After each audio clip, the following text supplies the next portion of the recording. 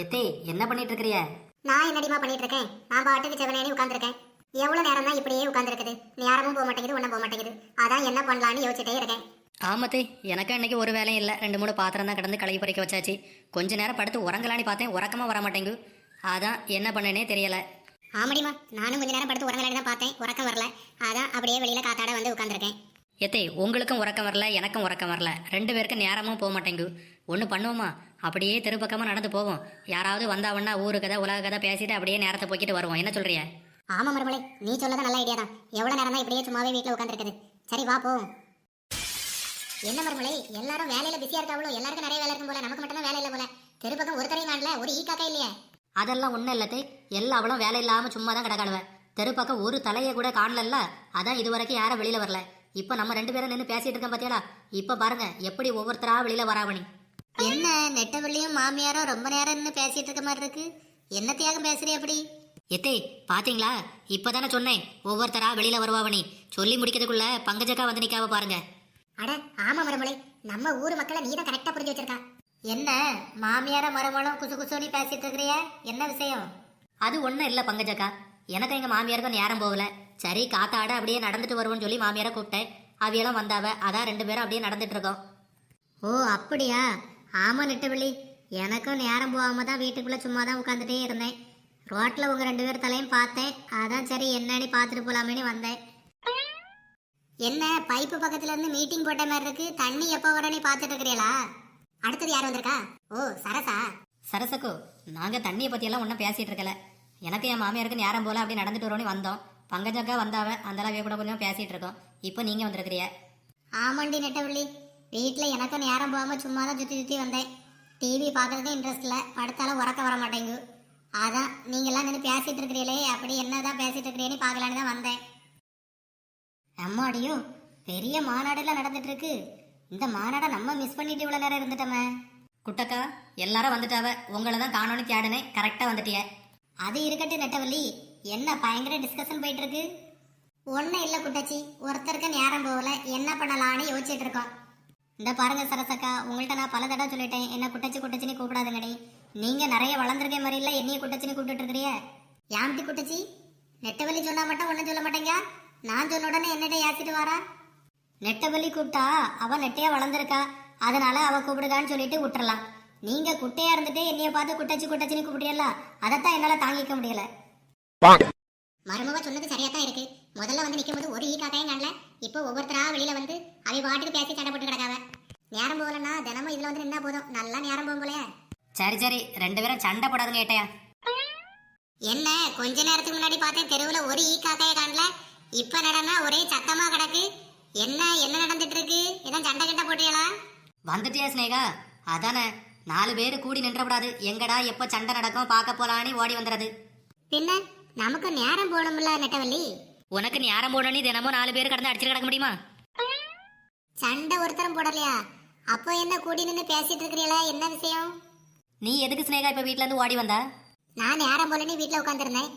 தெருவில் ஒரே சத்தமா இருக்கா, யாரும் சண்டை கிட்ட போட்டுவிட்டு கிடக்காவலான்னு பார்க்க வந்தேன்.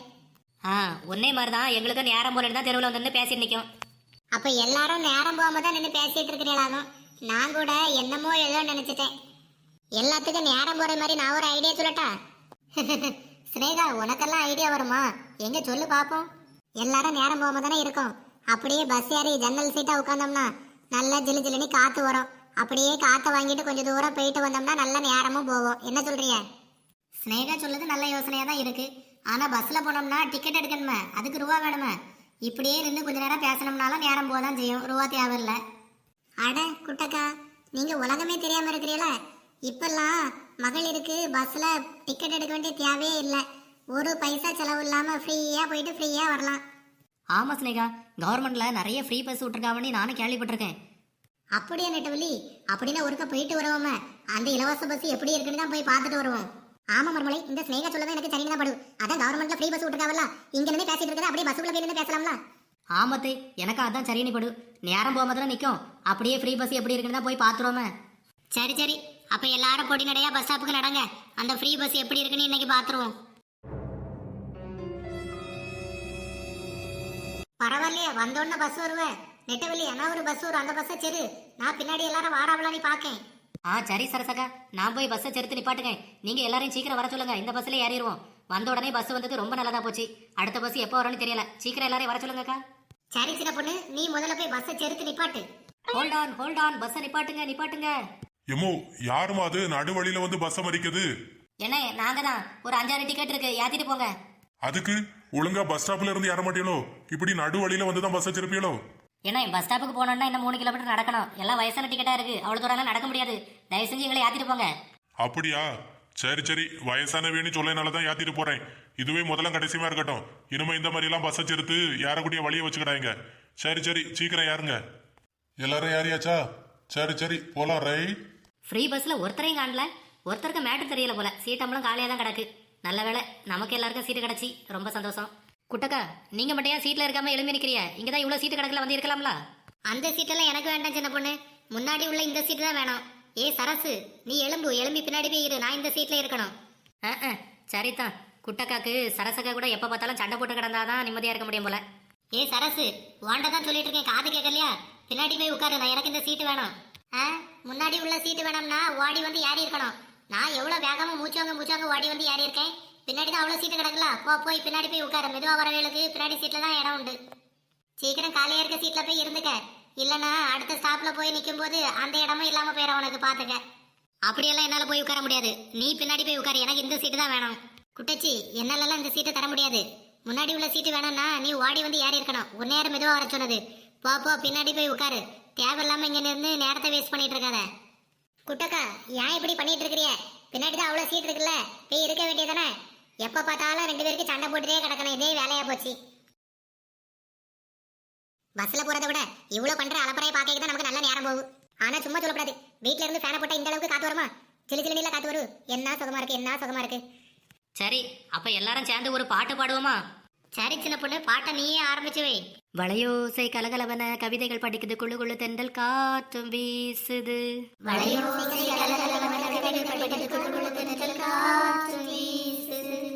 குற்றால அருவியில குளிச்சது போல் இருக்குதா? என்னது, குற்றால அருவில குளிச்சது போல இருக்குதா? என்னம்மா இது? பஸ்ஸா இல்லனா உங்க வீடு நினைச்சீங்களா? உங்க இஷ்டத்துக்கு பாட்டு பாடி நல்லா கூத்தடிச்சிட்டு வாரிய. பஸ்ல மத்தவெல்லாம் ஒருத்தர் இருக்கண்டாமா? கண்டக்டரானோ, அப்படின்னா நீங்க பஸ்ல ஒரு நல்ல பாட்டா போடுங்க. இல்லனா நாங்க இப்படிதான் பாட்டு பாடி என்ஜாய் பண்ணிட்டு வருவோம். யாருமா அது? பஸ்ல பாட்டு போடைக்கு இது ஒன்னும் என் பஸ் கிடையாது, கவர்மெண்ட் பஸ் ஆகும். அத முதல்ல நினைச்சுக்கிடுங்க. ஏதோ நீங்க பஸ்ஸ வாடகைக்கு எடுத்து டூர் போற மாதிரி நினைச்சிட்டு இருக்கிறீங்க. கோச்சுக்காதுங்க கண்டக்டரானே, பஸ் அமைதியாவே போயிட்டு இருக்க. இப்படியே போனா போர் அடிக்குமே தான் பாட்டு பாடணும். சரி, அதெல்லாம் இருக்கட்டும். டிக்கெட்டை முதல்ல வாங்குங்க. புறவு செக்கிங் வந்தாங்கன்னா என்னதான் பிடிப்பாங்க. 200 ரூபா டிக்கெட் விலை.